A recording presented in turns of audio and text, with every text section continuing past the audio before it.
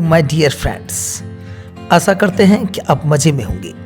तो आज जो है हम लोग इतिहास पढ़ने वाले हैं और कुछ संक्षिप्त जानकारियाँ आपको इतिहास का देने वाले हैं और जानते हैं कि इतिहास को किस किस प्रकार से पढ़ा जा सकता है और इतिहास को कितने भागों में बांटा गया है। तो चूँकि हम जिस देश से बिलोंग करते हैं उसका नाम है भारत, इसलिए भारत का इतिहास भी जानना हमारे लिए महत्वपूर्ण है। और देखिए, इतिहास को अगर देखें इसके दो पार्ट हैं। भारत का इतिहास that means history of India और विश्व का इतिहास वर्ल्ड हिस्ट्री। तो सबसे पहले हम लोगों का उद्देश्य है कि भारत का इतिहास कंप्लीट करें। चूँकि आप अगर PCS एग्ज़ाम की तैयारी कर रहे हो या फिर UPSC की या फिर आप 12th बोर्ड का प्रिपरेशन कर रहे हों तो यह चैप्टर बहुत ही इम्पोर्टेंट होने वाला है आपके लिए। चलिए, भारत का इतिहास इसको 3 भागों में बांटा गया है: प्राचीन इतिहास, मध्यकालीन इतिहास और आधुनिक इतिहास। प्राचीन इतिहास को एंशिएंट हिस्ट्री कहते हैं, मध्यकालीन इतिहास को मिडाइवल हिस्ट्री कहते हैं और आधुनिक इतिहास को मॉडर्न हिस्ट्री कहते हैं। चलिए आगे बढ़ते हैं। प्राचीन भारत इतिहास की जानकारी सबसे पहले हम लोग लेंगे। प्राचीन भारत इतिहास that means history of ancient India. तो सबसे पहले ये जो शब्द इंडिया है यानी कि भारत है, इसका नामकरण कैसे हुआ, किस किस प्रकार से हुआ। तो सबसे पहले आते हैं महाकाव्य पुराण, ठीक है, जिसको एपिक्स और पुराण कहा जाता है। भारतवर्ष, देखिए ये जो नाम है भारतवर्ष, ये भारत का देश के नाम से एक राजा हुआ करते थे, ठीक है, भरत नाम के, उन्हीं के नाम पर यह जो है, हालांकि इसके ऊपर एक कहानी ही है, समझिए कि शकुंतला हुआ करती, शकुंतला के पुत्र थे तो भरत, ठीक है, भारत का देश। और यहाँ के निवासियों को कहा जाता था भारतीय या फिर भारत की संतान, ठीक है। जब यूनानी आए तो यूनानियों ने इसे इंडिया नाम दिया। क्या नाम दिया? तो यूनानियों ने इसे इंडिया नाम दिया और मुस्लिम इतिहासकारों के द्वारा हिंदुस्तान नाम दिया गया है। तो हम लोगों ने जाना कि भारत का जो नाम है वह इंडिया यूनानियों ने दिया है और मुस्लिम इतिहासकारों ने क्या दिया? नाम हिंदुस्तान दिया है। यहाँ के निवासी को भारतीय कहा जाता था या फिर भारत की संतान कहा जाता था। जैसा कि हम लोग पहले ही जान चुके हैं कि भारत के इतिहास के बारे में हम लोग पढ़ने वाले हैं, तो देखिए इसका जो स्रोत है, जो सोर्सेज है, वह किस किस प्रकार से है। तो धार्मिक इतिहास, सबसे पहले बात करेंगे धार्मिक इतिहास और ऐतिहासिक ग्रंथ। धार्मिक और ऐतिहासिक ग्रंथ, ठीक है, ये जो है आपका साहित्यिक स्रोत के अंतर्गत आता है, जिसका एविडेंस जो है लिटरेचर से जुड़ा हुआ है। रिलीजियस एंड हिस्टोरिकल स्क्रिप्ट्स के आधार पर सबसे पहले जानने का प्रयास करेंगे। स्रोत देखिए, तो अगर हम साहित्यिक स्रोत की बात करें तो धर्म ग्रंथ, जिसको रिलीजियस स्क्रिप्ट कहते हैं, ऐतिहासिक ग्रंथ हिस्टोरिकल स्क्रिप्ट कहते हैं, विदेशियों का विवरण यानी कि रिकॉर्ड्स ऑफ फॉरेनर, और जो साक्ष्य है पुरातत्व संबंधी साक्ष्य कहा जाता है। जिस इतिहास को पुरातत्व के साक्ष्य का साथ ना हो, वह रेत पर बने हुए महल के समान होता है जो कभी भी ढह सकता है। चलिए आगे बढ़ते हैं हम लोग। धार्मिक और ऐतिहासिक ग्रंथ के बारे में सबसे पहले जानकारी लेने का प्रयास करते हैं। धार्मिक ग्रंथ की ओर अगर आप देखेंगे तो जो भारत के इतिहास का पता चलता है धार्मिक ग्रंथ रिलीजियस स्क्रिप्ट से, वह वेद, ब्राह्मण स्क्रिप्ट जिसको ब्राह्मण ग्रंथ कहते हैं, पुराण से, उसके बाद वेदांग, उपनिषद, स्मृति ग्रंथ, धर्मसूत्र, अरण्यक, जैन साहित्य और बौद्ध साहित्य। तो धार्मिक ग्रंथ, जो भारत के इतिहास की जानकारी हमें किन किन धार्मिक ग्रंथों से मिलती है, तो वह वेद, ब्राह्मण ग्रंथ, ठीक है, पुराण, वेदांग, उपनिषद, स्मृति ग्रंथ, धर्मसूत्र, अरण्यक, जैन साहित्य और बौद्ध साहित्य। वहीं अगर हम ऐतिहासिक ग्रंथ की बात करें तो अर्थशास्त्र, जिसके रचनाकार थे कौटिल्य, राजतरंगिणी जिसके रचनाकार थे कलहन, जो जिसमें कश्मीर के इतिहास का हमें पता चलता है। उसके बाद है चचनामा, अली अहमद ने लिखा है। अष्ट अध्यायी जो एक व्याकरण है, ठीक है, वो पाणिनि के द्वारा लिखा गया है। गार्गी संहिता को कात्यायन ने लिखा है और महाभाष्य पतंजलि ने लिखा है। तो इसको रिमेंबर करके रखना है, को याद रखना है कि अर्थशास्त्र के रचनाकार कौटिल्य थे, राजतरंगिणी कलहन, चचनामा अली अहमद, अष्ट अध्यायी पाणिनि द्वारा रचित है। गार्गी संहिता के लेखक थे, रचनाकार थे, कौन थे? तो कात्यायन। महाभाष्य के रचनाकार पतंजलि। ठीक है, आगे बढ़ते हैं। सबसे पहले आते हैं धार्मिक साहित्य में वेद का बात किए तो हम लोग जानते हैं कि 4 वेद हैं। 4 वेद हैं, कौन कौन से? तो ऋग्वेद हैं, सामवेद, यजुर्वेद और अथर्ववेद। कौन कौन सा वेद है? 4 वेद है।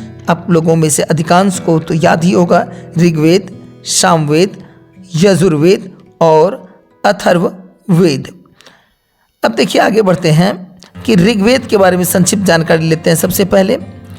और आपको बार बार इस बात को दोहरा देना चाहते हैं कि यह किसी भी पीसीएस और यूपीएससी के एग्ज़ाम में आपको निश्चित रूप से इससे सवाल प्रश्न जो है रहता ही रहता है, और 12th के बोर्ड के बच्चों को तो देखना ही चाहिए। चलिए आगे बढ़ते हैं। ऋग्वेद, देखिए ऋग्वेद का अर्थ क्या होता है, मीनिंग क्या है? तो ऋचाओं के क्रमबद्ध ज्ञान का संग्रह। ऋचा किसको कहा जाता है? तो मंत्र को कहा जाता है। Collection of systematic knowledge of Richa, यह टाइपिंग मिस्टेक है, रुचा लिखा गया है। ठीक है, बढ़ते हैं नेक्स्ट। अब देखिए कि विभाजन कितना है, तो इसमें देखिए ऋग्वेद की अगर बात करें तो 10 मंडल हैं, 1028 सूक्त हैं और 1462 ऋचा हैं। क्या है? 1462, 1462 ऋचाज हैं, 1028 सूक्त हैं और एंड देयर आर 10 मंडल्स। इसमें देखिए ऋग्वेद में 250 बार उल्लेख मिलता है, 250 मंत्र है, इंद्र का, अग्नि का 200, और जो ऋग्वेद को पढ़ते हैं, जो पढ़ने वाले जो ऋषि होते थे ऋग्वेद को, उन्हें होत्री कहा जाता था। इसको याद रखिएगा, बहुत ही इम्पॉर्टेंट है यह कि जो ऋग्वेद का अध्ययन करते थे उसको होत्री कहा जाता है। ठीक है, जानकारियाँ देखिए, इसमें से ऋग्वेद से किन किन चीज़ों की जानकारियाँ हमें मिलती है? आर्यों की राजनीतिक प्रणाली, विश्वामित्र, ध्यान दीजिएगा, विश्वामित्र द्वारा रचित तीसरा मंडल है, ऐसा है, ध्यान दीजिएगा। इसमें जो 10 मंडल है उसमें से तीसरा मंडल ऐसा कहा जाता है कि विश्वामित्र ने इसकी रचना की थी। आगे बढ़ते हैं। अब इसमें ध्यान देना है कि सूर्य देवता सावित्री को समर्पित गायत्री मंत्र का वर्णन भी किसमें है जी? तो ऋग्वेद में ही है। 8वां मंडल आते हैं, हस्तलिखित ऋचाओं का वर्णन है। 8वें मंडल में क्या है? तो description of hand written hams. अगर हम बात करें खिल, देखिएगा 9वां मंडल जो है उसमें सोम देवता का वर्णन है, और 10वां मंडल में चातुर्वर्ण समाज यानी कि 4 वर्णों का उल्लेख है। और वे 4 वर्ण कौन कौन से हैं? ब्राह्मण, क्षत्रिय, वैश्य और शूद्र। तो उस समय ऋग्वेद के काल में, ऋग्वैदिक काल में, जिसको ऋग्वैदिक एज कहा जाता है, यह एज था करीब आप कहिए कि 1500 BC यानी कि ईसा वर्ष पूर्व से 1500 BC 1500 BC से लेकर के करीब 1000 BC तक यानी कि ईसा वर्ष पूर्व तक का जो काल था, इसे ऋग्वैदिक काल कहा जाता है। ठीक है, इसमें ऋग्वेद की रचना हुई थी और इस समय 4 वर्ण थे, जैसा कि बताए। इस समय जन्म के आधार पर जाति नहीं होती थी, बल्कि आप समझिए कि अपितु कर्म के आधार पर होती थी। जैसे जो पठन एवं पाठन का यानी कि पढ़ाने लिखाने का काम करते थे उन्हें ब्राह्मण कहा जाता था, और जो शासक वर्ग होते थे उन्हें क्षत्रिय यानी कि जो शासन करते थे, और व्यापारी वर्ग को वैश्य कहा जाता था, और जितने भी सेवा देने वाले होते थे उन्हें शूद्र का संज्ञा दिया जाता था। इस हिसाब से अगर देखा जाए तो ब्राह्मण का पुत्र शूद्र या वैश्य या क्षत्रिय हो सकता था, और क्षत्रिय का पुत्र भी ब्राह्मण हो सकता था। धर्मसूत्र की अगर बात करें, जहाँ इनके कर्तव्यों का वर्णन किया गया है, धर्मसूत्र में किस चीज़ का वर्णन किया गया है, तो इन चारों वर्णों के कर्तव्यों का वर्णन दिया गया है। ठीक है, चलिए बढ़ते हैं नेक्स्ट। हाँ, इस बात को भी ध्यान में रखना है कि प्राचीन इतिहास जो है, प्राचीन इतिहास के साधन के रूप में वैदिक साहित्य में ऋग्वेद के बाद शतपथ ब्राह्मण का स्थान है। किसका? शतपथ ब्राह्मण का प्रमुख स्थान को, ये जो पुस्तक है शतपथ ब्राह्मण, इसको प्रमुख स्थान प्राप्त हुआ है। किसके बाद? तो वैदिक साहित्य के ऋग्वेद के बाद, वैदिक साहित्य में ऋग्वेद के बाद शतपथ ब्राह्मण का। अब आते हैं ऋग्वेद का तो जानकारी हम लोग ले लिए, सामवेद के बारे में जानते हैं। सामवेद में इसमें से भी ऑब्जेक्टिव आपको रहता है, गाए जा सकने वाले ऋचाओं का संकलन है। तो गाए जाने वाले ऋचाओं का संकलन किस में है? तो सामवेद में। और भारत संगीत का जनक, फादर ऑफ इंडियन म्यूजिक अगर कहा जाए तो ध्यान दीजिएगा सामवेद में ही है। पाठककर्ता जो इसका पाठन करते थे, यानी कि जो इसे पढ़ते थे, उन्हें उद्रात्री कहा जाता था। क्या कहा जाता था? उद्रात्री। ठीक है, नेक्स्ट बढ़ते हैं यजुर्वेद की तरफ। यजुर्वेद देखिए, यजुर्वेद जो देख पा रहे हैं, वैदिक कर्मकांड के नियमों का संकलन किसमें है? तो यजुर्वेद में है। गाए जाने वाले मंत्रों का किसमें? सामवेद में। और वैदिक कर्मकांड के नियमों का संकलन किसमें है कि किस प्रकार से। एक और बात बताना था और आप लोगों को याद भी रखना है, हम बताएं कि 1500 ईसा वर्ष पूर्व से लेकर के 1000 ईस्वी तक की काल को क्या कहा जाता है? तो ऋग्वेदिक काल कहा जाता है, जिसमें यानी कि 1500 BC से 1000 BC तक जो है ऋग्वेद की रचना हुई, तो ऋग्वेदिक काल कहा जाता है। और 1000 BC से यानी कि ईसा वर्ष पूर्व से 600 BC यानी कि ईसा वर्ष पूर्व के में जो है अन्य 3 जो वेद थे, सामवेद, यजुर्वेद और अथर्ववेद की रचना हुई थी। तो यजुर्वेद में देखिए कर्मकांड के यानी कि यज्ञ हवन के नियम बताए गए हैं। इसके पाठककर्ता जो इसका पाठन करते थे, जो इसे पढ़ते थे, उन्हें अधर्वयु कहा जाता था। अधर्वयु। यह गद्य एवं पद्य दोनों में है। याद रखना कि यजुर्वेद जो है वह गद्य और पद दोनों में है। गद्य कहानी के रूप में और पद कविता के रूप में, काव्य के रूप में। अब आते हैं, बात करते हैं अथर्ववेद की। अथर्ववेद देखिए सबसे आखिरी में, सबसे अंत में इस वेद की रचना हुई थी।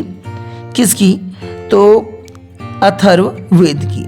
सबसे पहले ऋग्वेद, फिर सामवेद, यजुर्वेद और फिर अंत में अथर्ववेद। रचयिता ऐसा माना जाता है कि अथर्वा ऋषि थे। अथर्ववेद के रचनाकार कौन थे? अथर्वा ऋषि। जानकारियां देखिए इस वेद में किन किन चीज़ों की जानकारियां मिलती है। तो रोग निवारण, तंत्र मंत्र, जादू टोना, विवाह आदि की जानकारियां हमें अथर्ववेद से प्राप्त होती है। या अथर्ववेद में रोग निवारण, तंत्र मंत्र, जादू टोना, विवाह आदि का उल्लेख है। सामान्य मनुष्यों के विचार, विश्वास और अंधविश्वास का भी हमें पता चलता है अथर्ववेद से। सभा और समिति, प्रजापति की 2 पुत्रियां, कन्याओं की जन्म की निंदा इत्यादि का वर्णन भी अथर्ववेद में ही है। ठीक है, नेक्स्ट टॉपिक पर आते हैं। हम लोगों ने 4 वेदों के बारे में जाना, जो थे ऋग्वेद, सामवेद, अथर्ववेद और यजुर्वेद। सबसे आखिरी में अथर्ववेद, सबसे पहले ऋग्वेद। वेदों को समझने हेतु रचित, अब देखिए वेद को समझने के लिए वेदांग का निर्माण हुआ, जिसे सूत्र साहित्य भी कहा जाता है। वेदों को समझने के लिए वेदांग की रचना हुई, जिसे सूत्र साहित्य भी कहा जाता है। अब देखिए इनकी संख्या कितनी है? तो 6 है। वेदांग कितने हैं? तो 6। वेद कितने? 4 और वेदांग 6। कौन कौन सा है? तो शिक्षा, कल्प, कौन कौन सा बोले? शिक्षा, कल्प, व्याकरण, निरुक्त, छंद, ज्योतिषी। कौन कौन सा? एक बार फिर से रिपीट कर लेते हैं। शिक्षा जिसको फोनेटिक्स कहते हैं, कल्प यानी कि रिचुअल, व्याकरण ग्रामर, निरुक्त एटिमोलॉजी, छंद, मैट्रिक्स, ज्योतिष, एस्ट्रोलॉजी। कोई दिक्कत? वेदों को समझने के लिए इनकी रचना हुई थी। वेदांग की संख्या 6 है। कौन कौन सा? शिक्षा, कल्प, व्याकरण, निरुक्त, छंद और ज्योतिष। अब आते हैं पुराण की बात करते हैं। पुराणों की संख्या कितनी है? तो 18 है। कितने पुराण हैं? तो 18 पुराण है। भारतीय ऐतिहासिक कथाओं का सबसे अच्छा क्रमबद्ध विवरण हमें पुराणों में ही मिलता है। इसके रचयिता के बारे में कहा जाता है लोमहर्ष व उनके पुत्र उग्र श्रवा थे। इनके रचनाकार कौन थे? लोमहर्ष और उनके पुत्र उग्र श्रवा थे। अधिकांश पुराण संस्कृत श्लोक में रचित हैं। अधिकांश जो पुराण है वो किसमें है? संस्कृत श्लोक में। हालांकि जितने वेद थे वो भी संस्कृत में ही थे। पुराणों का पाठ करने वाले को पुजारी कहा जाता था और आज भी कहा जाता है। पुराणों का जो पाठ करते थे उन्हें पुजारी कहा जाता था। अब देखिए इसमें कुछ चीज़ें हैं जो याद रखना है हमें। स्त्री और शूद्र को इनके पाठन की अनुमति नहीं थी। वो पाठन नहीं कर सकते थे, हालांकि वे सुन सकते थे। पढ़ नहीं सकते थे ना स्त्री और ना ही शूद्र। चूँकि आपको बता चुके हैं कि 600 ईसा वर्ष पूर्व के बाद जो था अन्य 3 वेद का रचना हुआ था, जिसे में कर्म कांड पहले ऋग्वेदिक काल में बताए थे कि जन्म के आधार पर जातियां नहीं थी, परंतु जब उत्तर वैदिक काल आया, यानी कि उत्तर वैदिक काल में जो अन्य 3 वेदों की रचना हुई, इसमें कर्मकांड इस काल में बहुत ज़्यादा बढ़ गया। समझे? चलिए आगे बढ़ते हैं। अभी जस्ट बताए आपको पुराणों की संख्या कितनी बताए कि 18 पुराण हैं। अब इसमें से प्रमुख पुराण 18 में से प्रमुख पुराण कौन कौन से हैं? तो मत्स्य पुराण सबसे प्राचीन, ऐसा कहा जाता है सातवाहन के समय का है। विष्णु पुराण मौर्य वंश का के समय का। वायु पुराण गुप्त वंश। ब्राह्मण पुराण पुरु वंश, यहाँ की यानी कि महापुराण, ठीक है। और भागवत पुराण श्री कृष्ण की भक्ति है।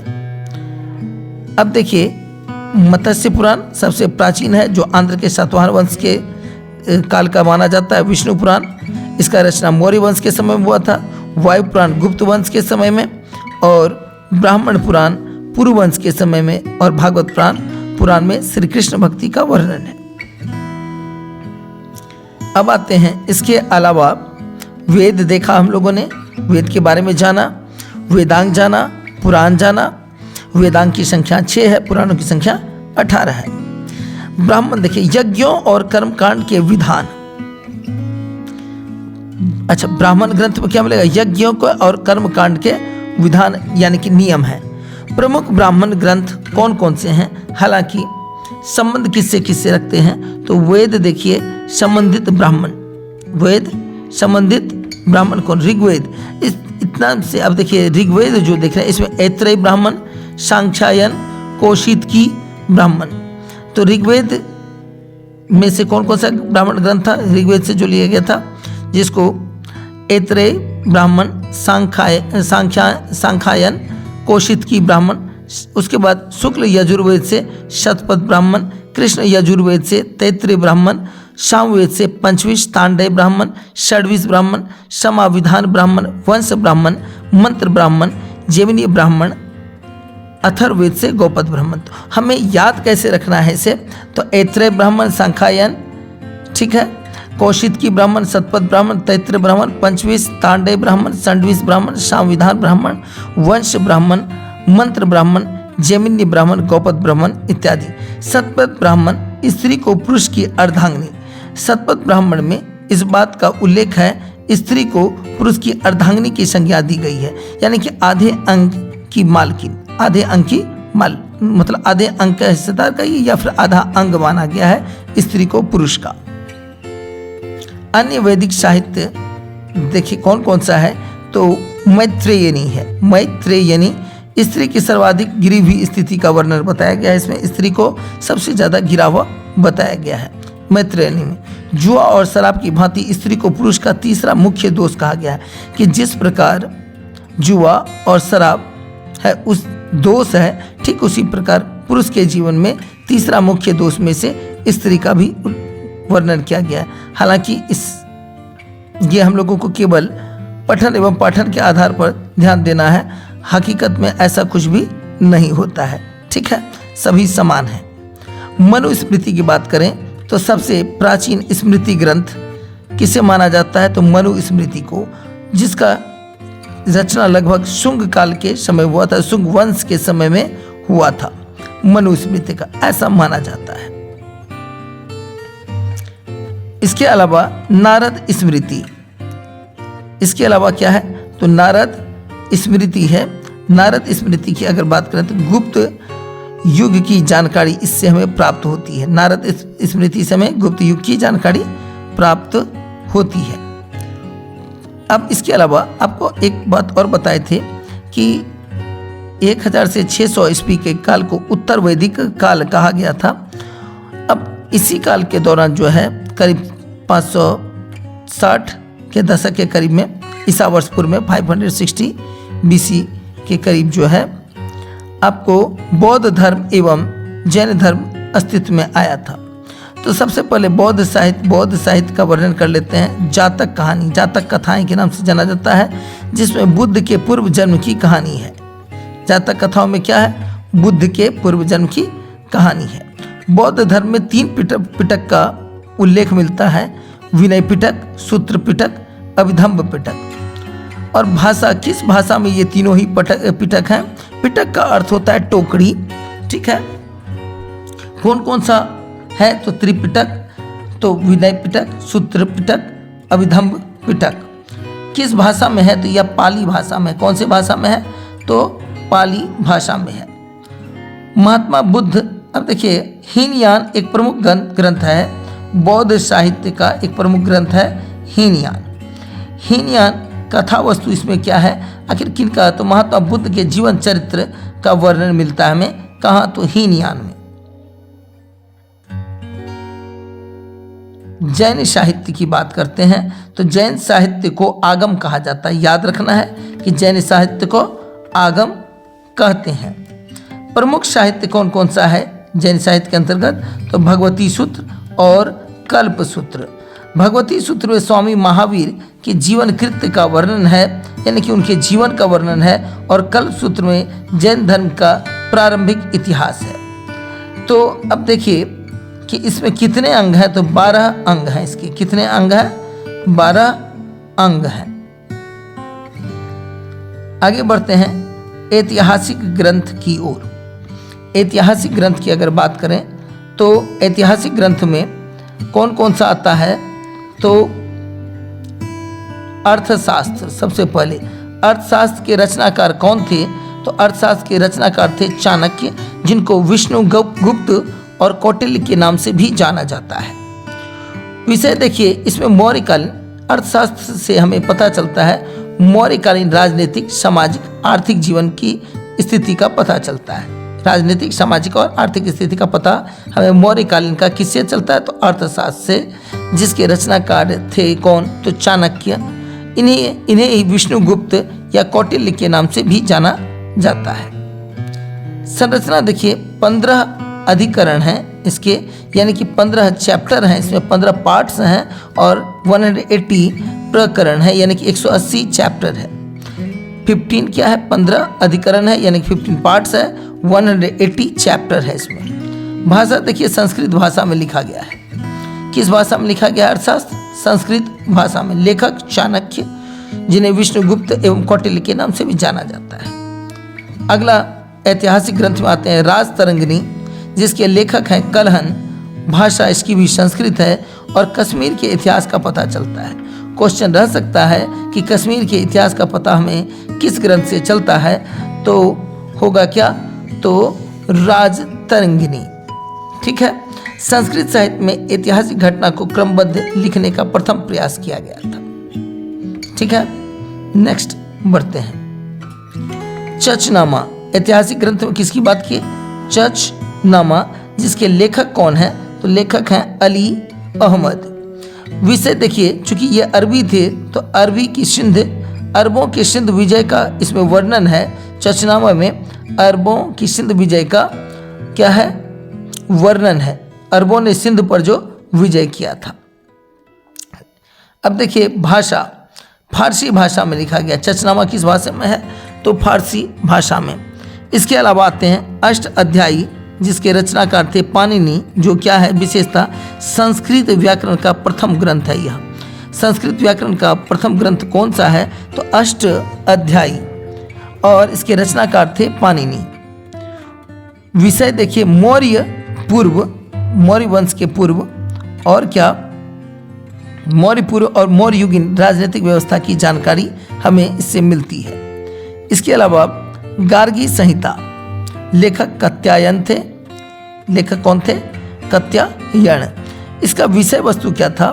तो विषय इसमें जो वर्णन था वो था आपको ज्योतिषी, एस्ट्रोलॉजी का, भारत पर होने वाले यवनों के आक्रमण की जानकारी का हमें पता चलता है, और ज्योतिष का पता चलता है हमें किससे?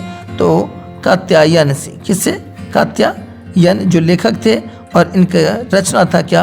तो गार्गी संहिता। यानी कि गार्गी संहिता से हमें पता चलता है उस समय का, तत्युगीन समय का ज्योतिष और भारत पर होने वाले यवन के आक्रमण का। यवन को ही ग्रीक कहा जाता है। महाभाष्य, लेखक हैं पुष्यमित्र शुंग के पुरोहित पतंजलि।